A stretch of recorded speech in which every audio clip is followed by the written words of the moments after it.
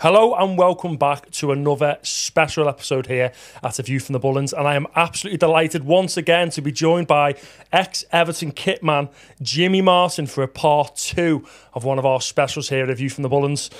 We had loads of amazing feedback on the last episode, Jimmy. Everyone was full of laughter, everyone was crying, laughing, loads of really good feedback, but they wanted to know a bit more about you, about the role.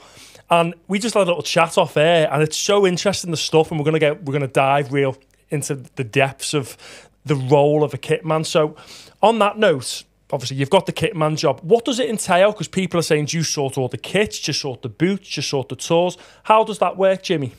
Well, it works as you have to order the kit for a start. You have to make sure that you've got enough kit to last you the season. So all the orders go in maybe 8 months before you actually get it. In time to make it, because it comes from all around the world. And the boots, you get you look for the best sponsor, the sponsor you have. And if you're not happy with the sponsor you have, like if you're not happy with like Puma, or you're not happy with this, you go to another company and you try and tell this company who you're with that we're not happy with your footwear. So we want to go to another company with footwear, and most of the 9 times out of 10 they will agree with the deal anyway. So because the footwear is the main thing for a football player, isn't it? Yeah. It's like a bricklayer having a trowel.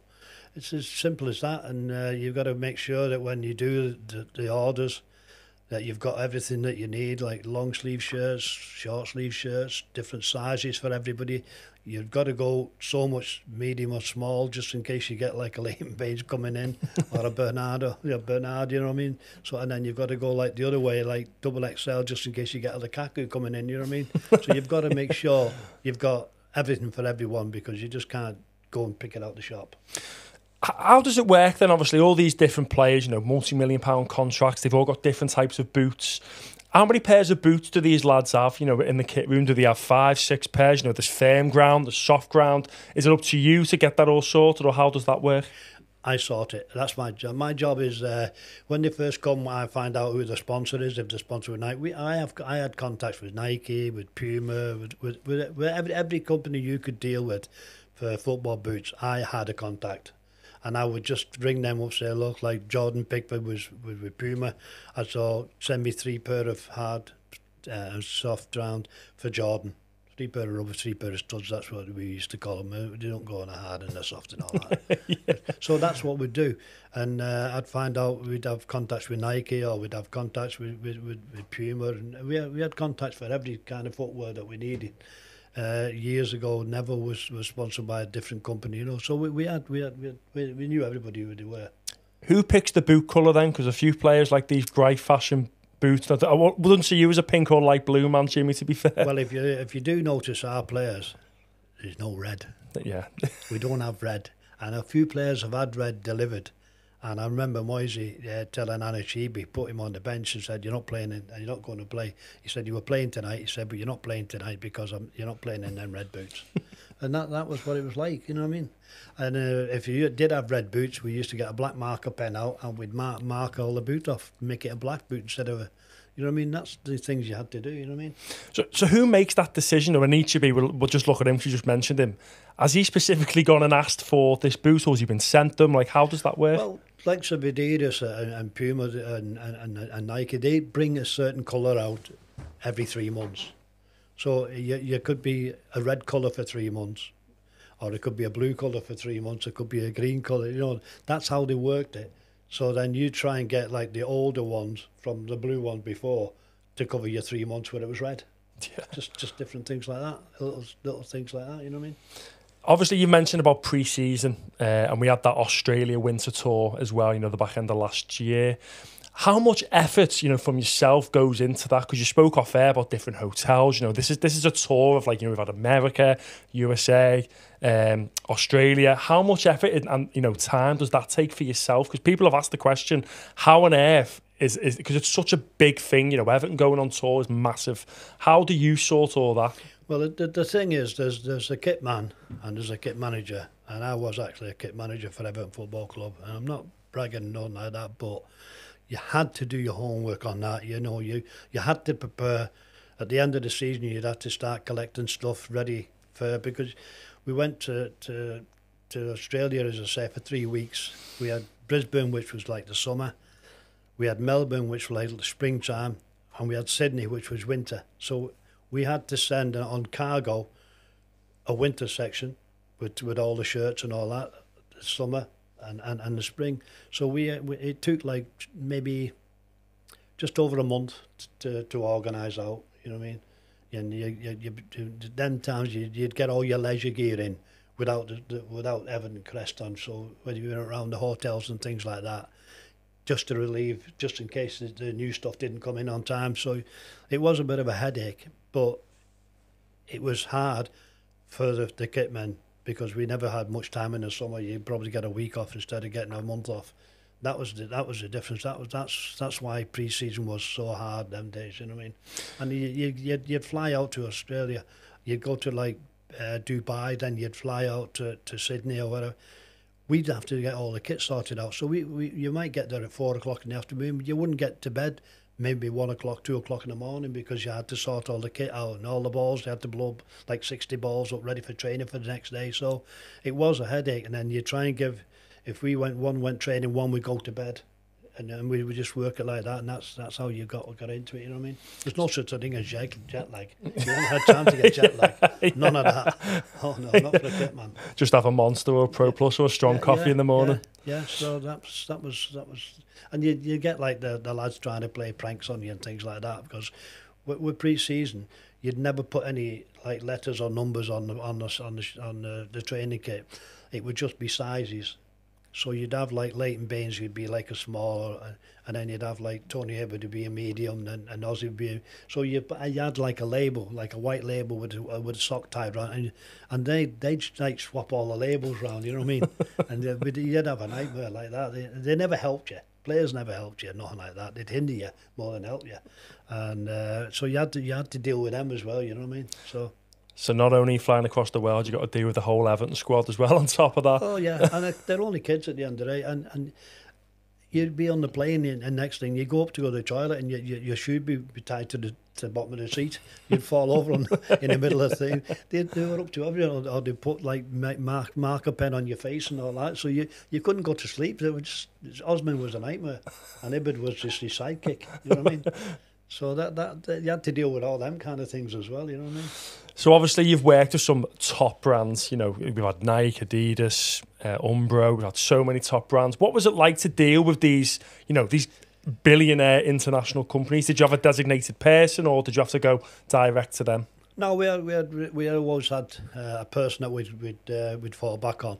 And we used to bring them into the training ground and look after them, and so we expected them to look after us, and that was what it was like. It's not like that nowadays, but them days we were mostly with Umbro most of the time, or we'd had a little spell with Lacoste Sportif, and we'd bring them into the training ground and we'd express the way we wanted to do things. And I mean, I still speak to the lad Chris Stewart at Umbro now. He's been there for like forever. I remember him just being a young lad when I first started. I used to give him a hard time, walking and give him a load down the banks and all that, you know what I mean? But that's how you get together, you get to meet people, and you get more out of people if you look after them. It's like you look after me, I look after you. That's the same as a kitman does, you know what I mean? And that's how you get the best for your club. And that's the way I worked. In relation to obviously Umbro, you said off air they were probably your favourite one. What were your best and worst kits then? You know, in relation to going forward at your time with Everton. Well, the best kit for me was Umbro, because Umbro was a good company to deal with as far as I was concerned, because I was the main man who dealt with all the player stuff. So I would go down to Cheadle, and I'd go through the factory, and I'd sit down with people from Umbro, and I'd tell them what we wanted, what we needed, and all that. And they were good. And the good thing about Umbro as well is they had everything that a football club needed. They had the boots, they had the slips, they had everything, the Under Armours, the lot. But if you go to different companies, like Nike have most of, they're the same, but like Lacoste Sportif, they didn't have like any boots, were no good. This and that. So you worked with the best companies who looked after you, and Umbro was my best company. Obviously, the home shirt reveal every summer is always such a massive thing for the club. Did these companies ever approach you, or did Everton approach you for your suggestions or anything like that? Oh yeah, I was always involved, even up to we went to Denmark to do the Hummel deal. I was involved in that as well. I went over to because I'm there to express what we want for the first team, and to be honest with you, that's the main part of it. Is the first team is the ones who makes the money. You know, you don't sell things in the shop without the first team wearing it. You know what I mean? So that I would go over to Hummel, and we'd look at all the CADs and things like that. And if I'm not happy, I tell them. I mean, they had the CADs on the floor. I mean, you're dealing with people like companies who sell Everton shirts online and things like that, you know, who want to sell different colours and things like that. I don't care about what they want to sell. I only care what I want to do for the first team and the reserves that I had to look after, which I thought was the main part of the club. And that's how I done it. And if I wasn't happy with something, they'd be getting told. And that's the way I worked. And when I went to the Hummel thing, and I looked at the CADs and things like that, and I couldn't believe there was no blue and white for the training kit, nothing. But when I come away from Hummel, there was 3 sets of training kit put blue and white. But that wouldn't have happened if I wouldn't have been there. Do you know what I mean? So that's how you do, and that's how you deal with them. You tell them what it is, and if they don't like it, that's what it is. Who makes that final decision then? Is it the brand? Is it the club? You know, who makes that? Obviously, you have your input and you say, you know, blue and white in the training kits, which is, you know, has to happen being an Evertonian. It's got to have blue and white. Well, and who makes that final decision? That's the tradition of the club, isn't it? You know, we've got blue and white again this year. Now we've got green, but that's not tradition to Everton Football Club. You know what I mean? It might look all right and things like that, but you've got to have blue and white to start your season. That's your training kit, isn't it? And that's the way I tried to get it, blue and white. One year first year we had with Hummel, we had pink. What do you want pink for? Do you know what I mean? This is commercial side who want to sell shirts or want to do this. That's their side, but it's not my side. I'd rather have the tradition of Everton Football Club. Simple as that. Yeah, I completely agree. Obviously, blue and white through and through. Just going forward then, you've mentioned the other kits. So we have a home, away and a third team kit. We spoke off air and there were some really interesting facts that I genuinely did not know. And it's about how often you've got to wear different shirts. So obviously for the listeners, like I didn't know, I didn't have a clue about this. How does it work? And obviously we found ourselves playing, you know, against Wolverhampton Wanderers, for example, a few weeks ago, playing in all grey. And then sometimes we're playing in our away shirts. Who makes that decision and how many times a year do you have to wear the away and the third kit? Because, you know, I want to see Everton in blue and white go, you know, every single game, but that's not the case, is it? No, it's not. It's there again, it's commercial. It's not like when I first started, I used to pick the colours. I'd phone the kitman up from the other club and we'd discuss our colours and we'd discuss their colours and we'd do an alternative. You couldn't get any easier than that. But now you've the paperwork from the Premier League and from the FA, you've got to do this, you've got to do that, you've got to do the next thing. And we don't need all that. We don't need it. You just need to say, look, you're playing in blue and white, we're going to play in yellow and blue. What's the difference? There's not, you know, or yellow and black. There's no difference. It's so simple to pick the colours. But now they've got 3 kits. You've got to play it at least 6 times in your third kit. That's the rules. So you work by people from who's selling the shirts and things like that. You know what I mean? And I'd rather I'd play in blue and white every time I can. I wouldn't be playing against Wolverhampton Wanderers in grey, that's a certain. Definitely. And let's take you back then. It's 3 p.m. kick-off at Goodison Park on a Saturday. People asked again, the feedback was, we want to know more about from when you wake up to when you go to sleep. So it's, what is your day-to-day routine or what it was as a kit man, you know, from the minute you get up to the minute you go to sleep? Because people asked, we want to know more about Jimmy, what he used to do, what time he used to get to the ground, did he have to go anywhere before the game? What was it like on a normal day-to-day? Because it's not just a kit man, there's a lot more to it than that, isn't there? Yeah, but my normal day would be get up in the morning, have a look what the weather was like for the start. The better the weather, the less kit. And then I'd just get to the training ground and I always one of the first in the training ground. Always. You can ask anyone there. I was always first in the training ground. I had the best car park place ever. No one ever used to get in my car park place. And then right at the front. I'd go around the place and I'd go around the dressing rooms and check, make sure my lads had done the training kit, make sure that everybody had everything, that the boots were all clean, their boots were out and things like that. And I bring the lads up the way I was brought up. Do your job and I'm happy. Don't do your job, I'll be on your back. Simple as that, and and they're very good. The lads I had working for me from right from the start. You know what I mean? We had a lad called Dave Flanagan who was a great lad. I actually put him in charge of the academy because the academy was at Netherton then, and he actually died of cancer. Dave, he was only like 50, so that was a big heartbreak for me because he was a good lad. But the lads I've had working for me and are still there now to this day. One's been there 18 years, one's been there 20 years. If they don't know what it's all about now, they're never going to know, are they? And that's what I used to do. I used to go around, make sure, check everything, check all the shirts that they had, all sorts, and everything was done properly, you know what I mean? Everybody had the towels out, the manager's kit was out, everything. And that I spent an hour just walking around the place before they even come in at 8 o'clock.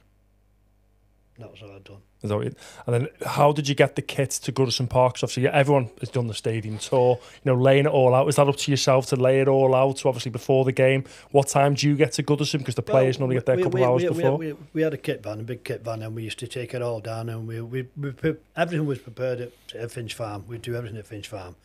We'd put the sweat top, the t-shirt, everything was done slip. If they had their Under Armour, we'd be put in two, one for the first half, one for the second half. So his bundle would have everything he needed would be in that bundle, and somebody else's bundle would be like that. And the ones who were the hungry ones would be like that, like Tim Howes would be like that, So we had all that. We knew exactly what size they took. We knew when you'd be watching the games on a Saturday, you'd see who give all the shirts away, because we had to, and I'd go in on a Sunday morning and I'd print them shirts before my lads come in. I would go down the laundry and I would check the shirts before they got washed to see who's were missing. And I used to write it all down and give it to the secretary of the club, you know what I mean? Because I wanted to make them pay for them because in the end we were losing 25 shirts in a game, you know what I mean? So it's a lot of money that the club weren't getting back. And so I used to say to Dave Harrison, we need to make Jimmy. But I said, Dave, the millionaires, surely they can afford to pay for the shirts. Every other club does, you know what I mean? But we're too nice, Evan. Yeah. You spoke before about the FA Cup and obviously the cup competitions, and people are asking about, is it a pain for yourself, getting the badges on the shirts and stuff? Is that more preparation for yourself? You've got an FA Cup tie coming up. Is that more work for yourself to get those shirts and kits? The FA Cup's a little bit better than the Premier League because the Premier League, they're all individual letters and you have to put them on a template and things like that. We have a company in Bootle here, just around the corner from where we are now, called Wild Thang. And Wild Thang do all the names and numbers for us in the font that we want.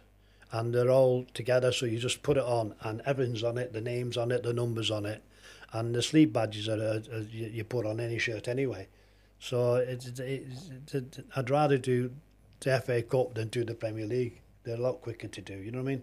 Yeah, straight through. Yeah. So the players obviously speak for themselves. What staff are involved in getting their own kits? Do they need tracksuits? Do they get their own personal stuff? And are they treated? Do they get the same Jimmy Martin treatment, or the staff as well? No, everybody's treated the same. I mean, the staff are no different. They'll get the tracksuits.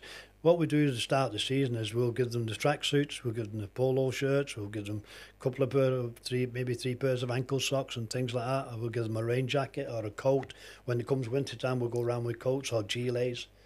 They get well looked after that way, you know what I mean? And everybody has to be the same. And if they come down in the wrong gear, they get fined.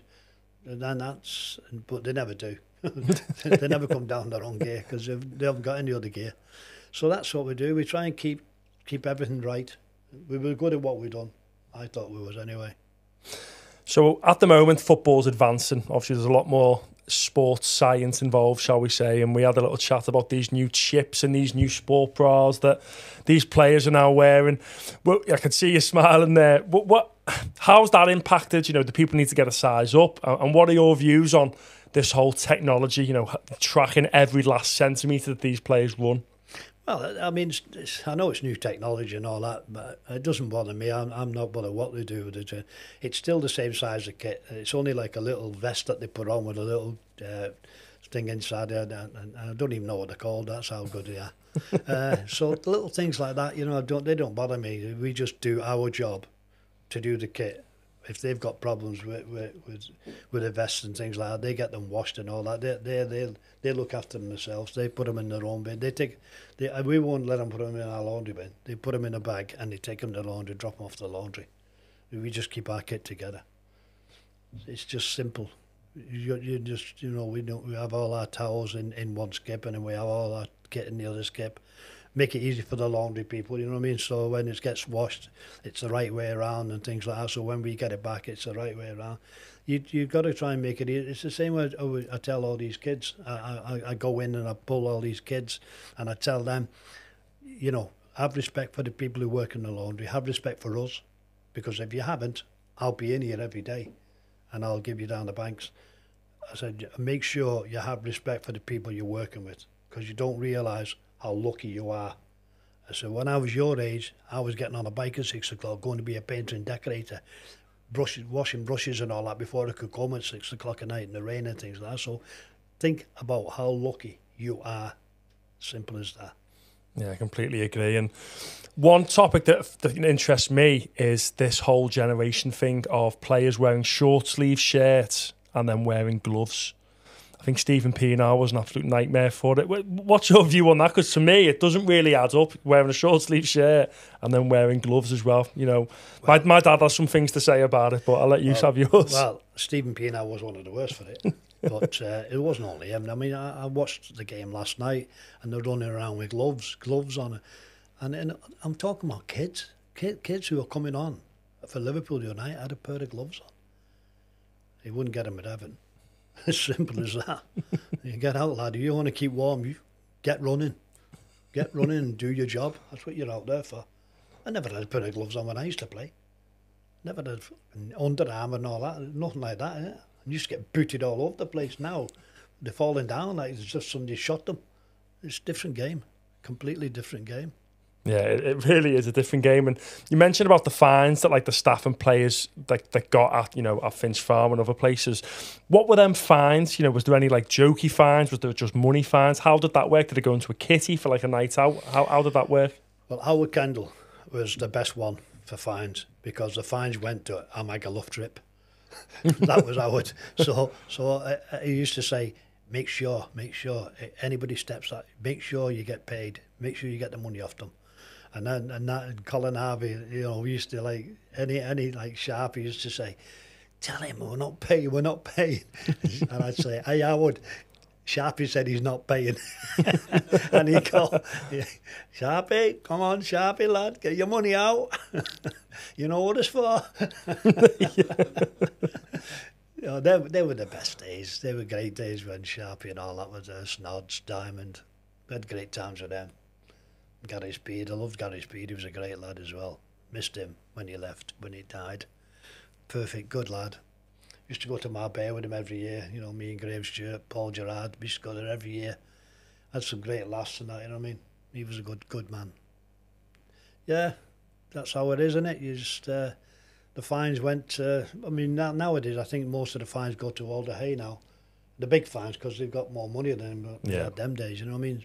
So, which is a good cause. I agree on that, and I'd send the money down there, you know what I mean? So, out of your career, who was probably the worst player that always was in your ear, always trying to get kit, always trying to get more off you? Because there's got to be some that just want, isn't there? That's what these players are like. Yakubu was one. I've got more than one. Yakubu was one. Yakety Yak. I used to say Yakety Yak, don't come back.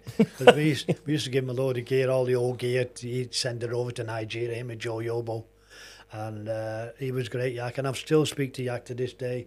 He texts me a lovely text on my retirement and all that, you know what I mean? They're proper people, proper players, proper lads, you know what I mean? And Stephen Pienaar would come down the corridor. He was the most miserable kid you'd ever met in your life, Stephen Pienaar. I know you can't swear on this, but he'd come down the corridor in the morning, we go, morning, Stephen. And he'd go, morning. And we'd just go, you miserable little bee. And then he'd start laughing, you know what I mean? But you had the banter with the lads, you know what I mean? They used to come in the kit room just for a laugh because it was the hub of the club, and everybody used to come in and have a laugh and a joke and all that, you know what I mean? And we had some great time. We had some great players. I mean, I still speak to Snods and Diamond. They're great. I mean, I remember coming back from the cup where we won the league in Norwich. I was driving the bus then, and Snods they'd all been drinking. You know, we took about 8 hours to get back, and I kept saying, slow down all the time. And all the lads had cut Snods' gear off, and his wife was picking him up at Burton Wood, and he walked off the bus, all his gear just fell apart, and his missus just looked at him and get in the car. They were the good times, you know what I mean? We had some great times. So obviously at Finch Farm, who would you tell then? Obviously the boys have been out and training, they've come back in. Obviously the Jimmy Martin standard is you clean up after yourself, you keep it nice and tidy. If it wasn't, who did you go and tell, or did you go and grab them by the ear and give them an earful? I'd tell them myself. I don't have to go and tell no one. I'd pull them myself. I'd just say, hey, you, tramp. Pick your gear up, put it in the bin. It's only there. You put your towel there. I said, the bin's here. Put it there. I've done players in middle of dressing rooms, in games. I've been abroad and things like that. And I've told them, you know, you're at Everton Football Club now. Put your gear in the bin, and that's how you get respect after them. You know, Samuel Eto'o was the same. He left all his gear in the showers and all that. I went, Samuel, all your gear's in the shower. I said, the bin's here. And he just got up, got it, put his arm around me. We were close as that ever since. Respect.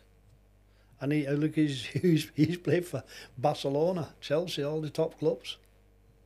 You're at the top club now, lad. You're at Everton Football Club. This is a top club. Get that in your head. Besides Samuel Eto'o, obviously we've all read that infamous story. Was there anyone else that stands out? You think, you messy tramp? Anyone leave all the stuff out and make it hard work? No. All the lads knew where they stood. It was as simple as that. They knew where they stood. They knew where they stood with me. And I'd even at the end of the game, when they're taking the gear off, they know I'd be looking at them. They know I'd be watching where they're going to throw the gear. And they'd all put it in the bin. You know, we never had a problem like that. We never had... If they did step out of line, they were told and they wouldn't do it again. Do you know what I mean? They were, I've got no problem with the players because they knew if I weren't happy, I'd tell them to the face. I wouldn't beat behind the bush. I wouldn't go and tell no one else to tell them. I'd do it myself. And that's how you get respect from the players. Was there any player that you can think of at the top of your head that was like the utmost respect, you know, very tidy, OCD? Because obviously we've heard a few names mentioned there. Someone that used to go above and beyond to like keep everything nice and tidy. Kevin Coban did. Kevin Coban, I used to call him the Horror because he was that nice. That was his nickname, the Horror, and we actually called him the Horror. And he was so nice, Kevin Coban, so neat and tidy. Everything was, you know, he'd put his training kit back the way he got it and put it in the bench. He was just. And Lee Carsley were the same. They played together with Ireland and all that. I've got loads of players who respected us. Lots of players who respected us. Even now, you know, Iwobi before he left to go to Fulham, he respected him because he knew I knew all about him because I speak to Vic at Arsenal and go, what's this Iwobi like? And he'd go, Jimmy's a lovely, lovely kid. And I said, Vic, never mind the lovely, lovely kid. What is he like at Christmas? And you go, typical Scousers. And that's what I used to say to all the lads. You know, it's like Chappie at Man City. I used to say the same to him. He said, and by the way, he's not bad at Christmas. Or by the way, you'll get nothing off him at Christmas. That was the way, you know. Because every kitman does the same job, you know what I mean? And you're there to help. Kitmen have come to us, we've helped them out with extra towels and things like that. And that's what you have to do, you know what I mean? You have to work together. So do all the kitmen, you know, obviously all intertwine, you're very close with them, you ask questions about when a player's linked or coming to Everton? Well, I've taught a few. I taught the lad at Chelsea, Gary, I taught him at Ali, who's at Manchester City now. I got him the job at Man City, and I taught him when he was at Bolton. So yeah, and I've known him for years, you know, like Tomo and that, you know, Vic at Arsenal, who's retired now. I meet him, he's got a place by me in Spain, and we go and we have a game of tennis or a game of paddle or something like that, you know what I mean? We're still close, you know what I mean? And I still speak to all the kitmen. And that's how you are, isn't it? I mean, I've just had the lad on from from Aston Villa who plays at the weekend. I used to sort him out because his wife's a Scouser, and so is his lad a Scouser because he's been married before. And I look after them for 2 tickets for the game, you know what I mean? So I'll go, when I go to Finch Farm after, I'll be in and get him a couple of tickets for his missus and his lad. That's how you work. And that's how you get anything else. So if you want a signed shirt for a charity or something like from Villa, Paul, sort me a signed shirt out, and it's there the next day. You know what I mean? Yeah, that's what you get. Otherwise, they just put you, you know what I mean? And I used to do the same. If they asked me for anything, I'd get it signed and I'd put it in the post and I'd get it done. Before you forget about it, it was done. Yeah, that's obviously the respect. That's how you make a good kitman. How many people obviously worked at Everton at the time? Obviously, you've just recently left Everton Football Club. How many people were involved in your team? 3 of us. Did they each have different responsibilities? Yeah. Sean used to go out with the training every day. He'd make sure we had 2 little kit rooms. We had one where it was like a little supermarket. We called it the supermarket because we'd put all like spur t-shirts, spur shorts, spur vests, all that kind of stuff, slips, ankle socks. So when they come in and they got changed and they wanted to go for the lunch in training kit rather than get changed, they just put an extra pair of shorts on or they'd put a t-shirt on and things like that. So that was like the little supermarket part of it. And he'd do all the boots, he'd have his dinner, then he'd go down and do all the boots ready for the next day, put them all out, leave them out so they dried overnight and things like that. They knew exactly, and then Tony would do all the balls in the morning while Sean was getting his stuff ready. So all the balls would be done first. And we had a good machine. The machine put the same pressure in every single ball, so that was good. And it was just everybody knew what they had to do, and that we never had a problem. When we go for our breakfast, as soon as we went out at 10:30 to train, me and Tony would go and have our breakfast. Sean would go up with the lads at 9 o'clock. And that was it was just like a routine. And then you'd be up for your dinner about 1:30 when everybody was in and have your dinner. What were the hours then? Obviously you were first there in your car park and spot. What was your day like? Was it 7 till 5, 8 till 4? What were like it varied. I mean, some days if they'd done like an afternoon session of training, you could be there 9 hours, 10 hours. It all depends on the training sessions that you'd like pre-season, you'd be like doing double sessions and things like that. So you get there. I mean, I always got there at 6:30 in the morning because I lived in Kirkham near Blackpool. Because I moved from Liverpool because I used to get pestered. I used to get people knocking on the door asking for signed shirts and my number plates getting pinched off my car and all that. So I moved out of town and you'd be in the garden and somebody say, hey lad, what about us yesterday? So I thought, Mary, we've got to get out of here quick. Yeah. So we had a caravan at Ribby Hall Village, and then we ended up going staying in the caravan until we got ourselves a house and that. But we liked it that much. We ended up buying a lodge and staying in the lodge for 10 years. Yeah, so that's how it was, you know what I mean? But no, that's life, isn't it? You know what I mean? Yeah, obviously the season ends. How long does a kitman and your team get off over summer? Like, do you get or is it literally non-stop work? Well, it varies because we'll know the pre-season by then where we're going to America. We used to go to America with Moyes every year, so we knew exactly where we were going. We'd have like 2 or 3 games in America, but then you'd make sure that you got onto we'd have like a laundry. So I'd be speaking to the laundry in America and I'd tell them exactly what we want and how we're doing, and they'd tell us. So we had an idea.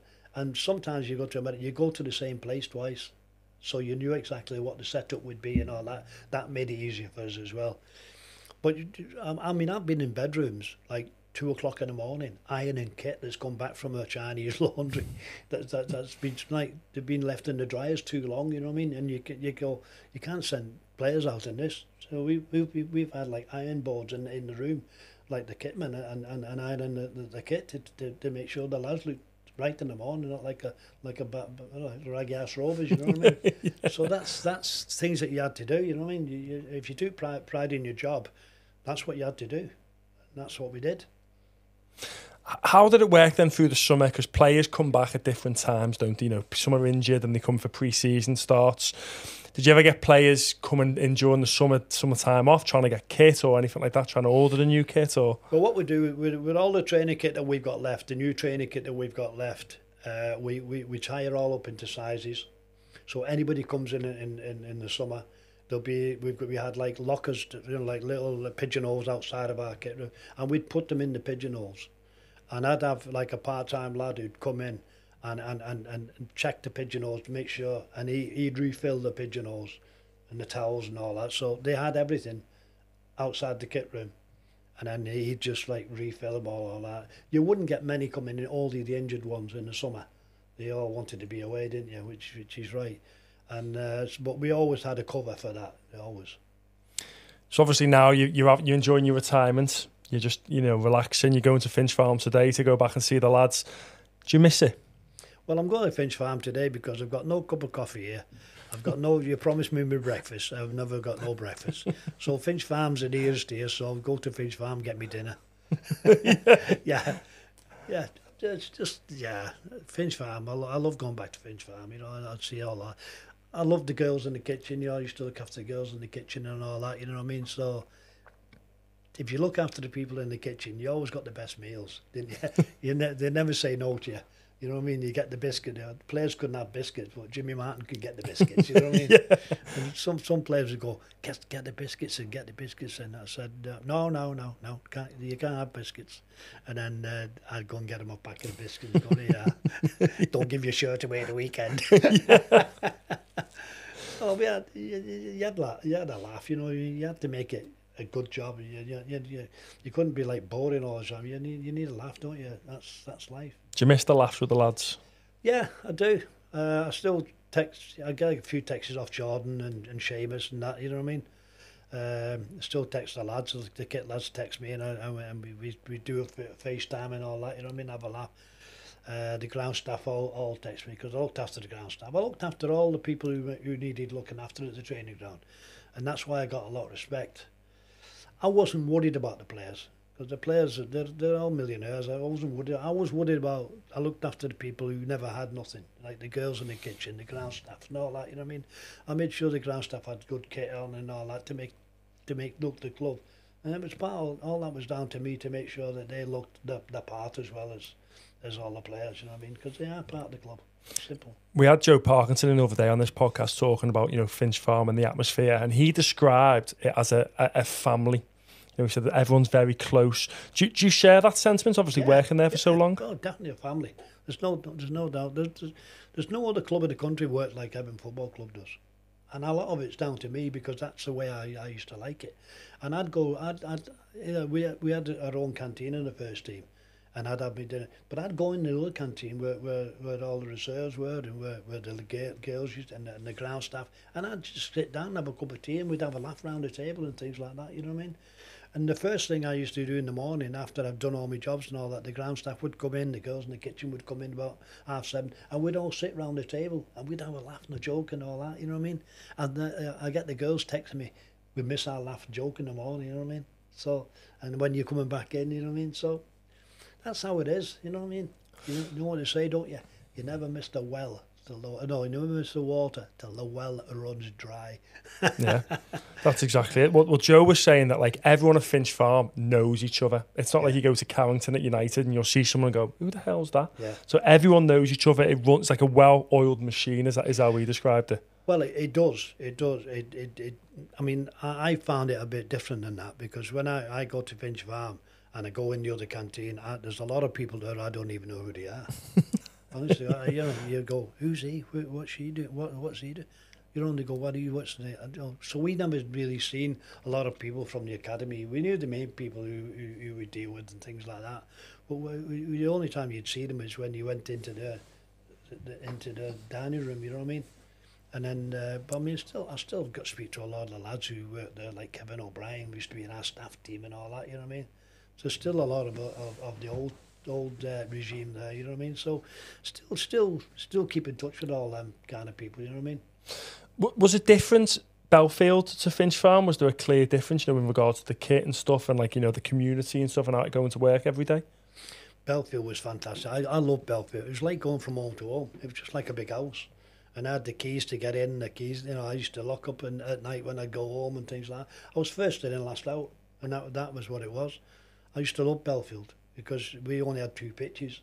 The hardest part of Belfield was going around knocking on the doors trying to get the balls back, because with all the houses, and in the end we started giving them, like the old one, we'd take a bunch of flowers round, you know what I mean, or we'd give them £2, which was a lot of money them days. But you know, and you get the ball back, and you could always tell the Liverpool sports because your ball would have a knife mark in it, and you got to blow it up, and you give them £2 for a first ball. But no, I love Belfield was great, and the good thing about Belfield is you could be fighting there could be punching there could be doing all. Never ever got out. Nothing ever got out of Belfield. Now Finch Farm, everything you go on you know your kind of stuff, and you see everything that's going on, and I didn't even know half the stuff that was going on. Never mind some of the stuff that gets out of there. You know what I mean? So yeah, I love Belfield. I would have gone back to Belfield the next day. You've worked with some obviously big characters at Everton. Obviously, the names that stand out for me: Ginola, David Ginola, Paul Gascoigne, even Royston Drenthe. You know, what were these guys like around the dressing room with the kit? Because Ginola is like, you know, your model-esque looking fella, and you got Paul Gascoigne, who's an absolute madman. How were them lads around? You know, day to day. Ginola was a lovely fella. A really nice fella, well mannered, well respected. Got on great with us. He was great. I remember Gascoigne come in the room, and Gascoigne's giggling his head off. He went, "I sent 5 bellies to the fancy dress shop to get a wig." He said, because we signed David Ginola. Of course, he must have known Ginola from Tottenham, mustn't he? Because I think he would. So anyway. Next thing, 5 bellies comes back with this big grey wig, and then Ginola started going out, and I'm the first one, as you see the video, I'm the first one watching him coming out, and I've never laughed as much in all my life. He was just a clown. Gascoigne was just a clown. He was the funniest fella, and the funniest lad I've ever met in my life. I've got so many stories on him. Oh my God, so funny. I mean, I can tell you a couple of them, but. He was just a nice lad. He just got bored quick. I mean, when Walter signed him, I had to look after him in Choco in Italy, and he was hard work, knocking on your door 2 and 3 o'clock in the morning, and for different things. You know what I mean? But what a great lad, fantastic lad. But he was a joker, and Tony Sage, who works for me, Tony, he borrowed his sister's car one day, a little Ford Fiesta. And he said to 5 bellies, go to the camp shop. He sent him to this camp shop. He must have been looking on the end. And they bought, you know, the little kettles that you get for camping. Yeah. You know, the little whistles at the end. He bought 15 of them. 15. And little did we know, we knew he was putting it in Tony Sage's car, because Archie Knox has said to Sagey, go down, Mary's run out of eggs, go down the shop and get some eggs. So he gets in his car, because Terrell always had the radio on now, so he wouldn't have heard it. So he gets in his car, and we had a little wall outside Belfield, and Gascoigne's sitting on this little wall, and Trevor's, and as Trevor's accelerating, this whistle is getting louder and louder and louder. And as you go out and down Eaton Road, you can hear is this whistle off Trevor's car, and you can hear him coming back again and coming back again. So all the lads are out laughing their heads off, because and Trevor went, something wrong with my car. It's my sister's car. I need to try and have a look to get someone to fix me the car. And Gascoigne's just doubled up laughing, and all the lads are laughing. But what the lads didn't realise is they've all got him in. They've all got him in their exhaust. He gone round all the lads as well. So that was, and he just loved that kind of thing. Walter Smith, we were sitting in Walter's office one day, in Archie's office, looking at him, and Peter Dane come in with a sports car on. Peter Dane, you remember, he wasn't the best footballer in the world. He come in this Porsche, brand new red Porsche. Walter looked out the window. He went, "Hey, come here." He come up and says, "Get that car out of this training ground." Dane went, okay. He wouldn't have it. He said, "What's he doing running around in that van? Is he stupid?" You know what I mean? Things like that. The staff I worked with, like Walter and Archie, they were brilliant.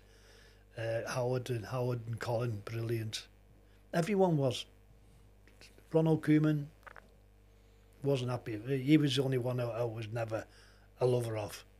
He wasn't a bad fella. I wouldn't say he was a bad fella, but he would never do anything. He called us the lesser staff, and that was. And he'd have barbecues like for his staff and the players, and that's why it didn't last long. The players weren't having him either, because when you start doing that, that's the time.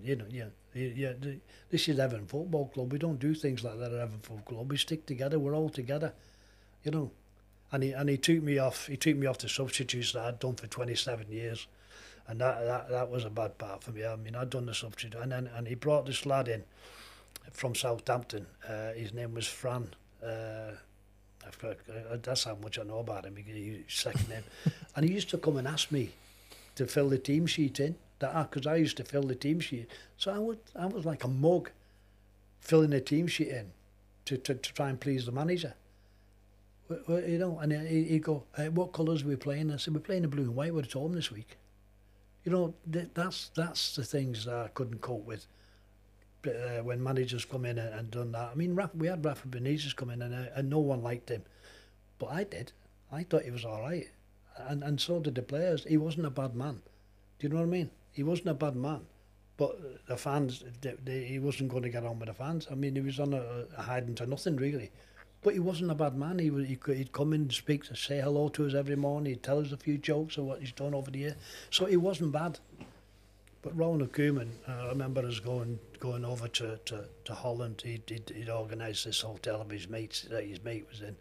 And we had 3 rooms, me, Tony Sage, and we had Bob Sefton, who was our driver, part-time lad, who used to drive the van over with all the kit over to Holland. And he'd go and set it all up. He'd go like maybe 3 or 4 days before we'd get there. And he'd set all the kit room up for us and all that. So when we got there, it was all done. So I remember, and we got these 3 rooms in this hotel. You never get bad rooms with Everton. They stay in the best hotel. We stayed in this hotel. And my fridge door was hanging off. My wardrobe door was hanging off. So at the end, after we'd gone, I said to the girl, yeah, love, there's your 3 keys.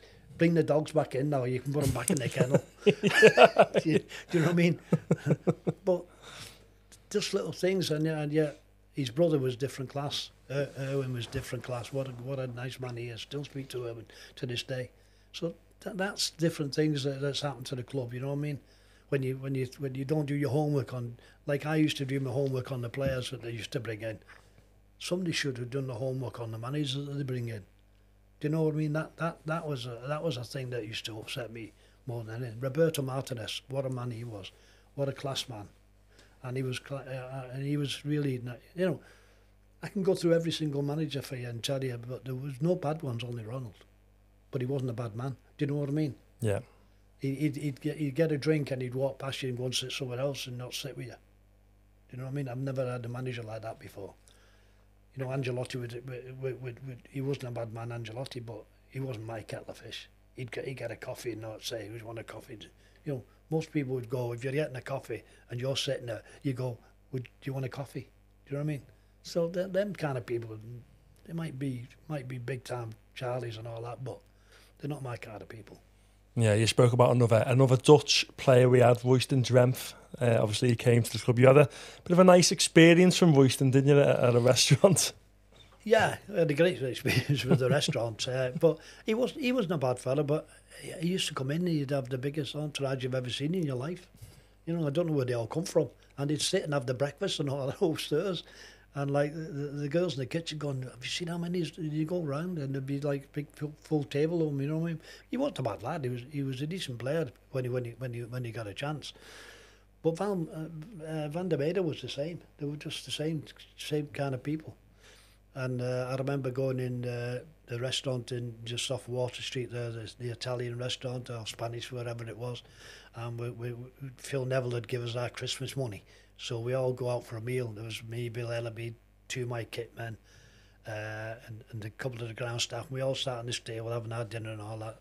And the next thing, Royston Drenthe walked in with his entourage. And one of my lads, he didn't like him, Tony didn't like him. And he went, see him? I'm not having him, by the way. So the next thing, he sits down and we're having our meal and we finish our meal. And So Bill Edderby shouts for the bill. And he come over, he went, no, he says, that table over there, they paid your bill. So Trevor's gone, oh my God, what a man, what a man. Another bottle of red, please. that was our experience with Royce and Trenton. But so yeah, I liked him in the end. Yeah, for your meal. But the most current Everton crop now, you know, Sean Dyche is here, the players are here. Do they still allow for like these joke, these banter and all this stuff to come in? Because he looks like a very, you know, a stern man. Fair, but firm, I'd say, Sean Dyche. Does he allow all like the banter? He's very stern and he's very fair. And he's texted me 5 or 6 times now to see how I am. He invited me out for a meal the other week. I couldn't make it because my wife's just come out of hospital. But he's been great with me. And he's been great. I mean, I only knew him for a couple of 6, 8 months, maybe 10 months. He only come in February, I think, and I left September. So I've not known him for that long.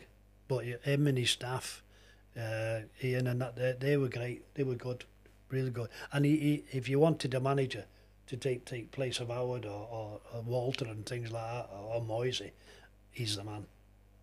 He'll be fair, and he'll get the best out of the players we've got. Definitely, I like him. Liked him a lot right from day one. Because when they bring new managers in, they try and bring the staff in, like the head kitman, the head groundsman, and all that, to meet them and have a cup of tea and sit down and talk to them and things like that. You know what I mean? And you get the vibes. You know the vibes with his backroom staff, Steve Stone and Ian was great. So you get to know what they're like by talking to them. That's the best way. You know what I mean? And then I'm one of them kind of persons. I tell him my side, so that you know. If you need anything, you see me. And if you need anything from Nike or Adidas or anything, I'll sort it for you. And that gets them on. We know we're going to. And when first time they come in, you get them the new trainers and new boots and look after them and all that. You know what I mean? And he had 2 daughters. Ian Warren had 2 daughters, and I went, "I see your daughter," and I put the names on the back for them and all that. You know what I mean? Nice, yeah. And little things like that. I mean, you know. So that's 2 shirts that they don't have to give away, innit? That's not thrown in the crowd. No, I think he'll do great for the club. I think he's fantastic. Got to keep, but will he keep him? You know, that's the thing. You know, we lose a few games and some of them don't get a chance. You know what I mean? There's a few managers you think, like I thought he should have had a better chance, Roberto, because he was good and he knew who they all were, the lads as well. He would have cleared them out.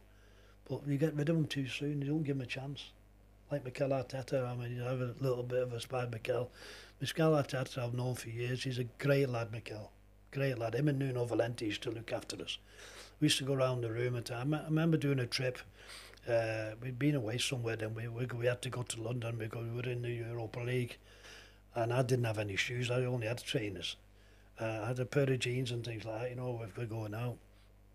And I remember we flew to London and the chairman come over and said, I want you to come to my casino tonight, we'll organise a meal and all that for you and all that.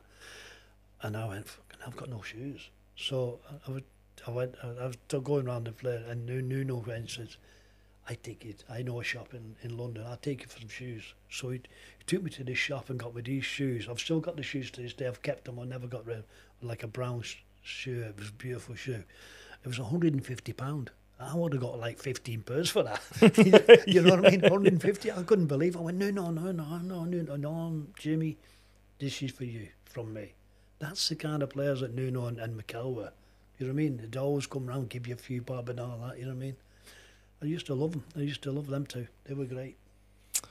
And there we have it, ladies and gents. Another part 2 episode with Jimmy Martin. Absolutely fantastic again. Thank you so much for coming on. And we hope that we've answered all your questions in relation to what does a kitman actually do. And, you know, for me, I've learned so much from you. It's been absolutely incredible to have you back on. Hopefully, you know, who knows, in a few months we'll get you back on again for your thoughts on, for part 3. You know, get your questions in what you'd ask Jimmy Martin on the next episode. And there we have it, ladies and gents. Have a great week and up the toffees.